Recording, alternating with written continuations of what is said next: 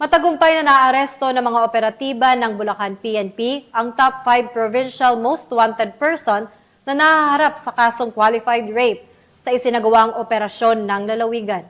Patrolwoman Pearl Crystalline Javier sa report.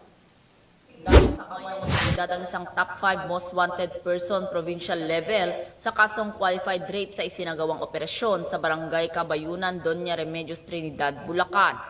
Kinilala ni Police Captain Mark Henry S.J. Gonzales, officer in charge ng Doña Remedios, Trinidad Municipal Police Station, ang naarestong suspect na si alias Making, 42 anyos na residente ng barangay San Roque, San Rafael, Bulacan.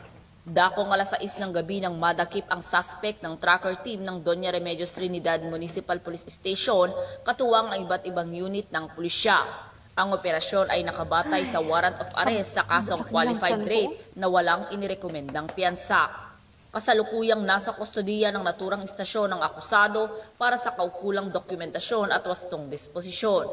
Patunay lamang ito na ang kapulisan ng Bulacan sa pamumuno ni Police Colonel Angel L. Garciliano, Provincial Director, katuwang ang iba't ibang unit ng PNP ay patuloy sa mas pinaigting na kampanya kontra kriminalidad alinsunod sa agenda ng pamahalaan na itaguyod ang kapayapaan at kaayusan sa buong bansa.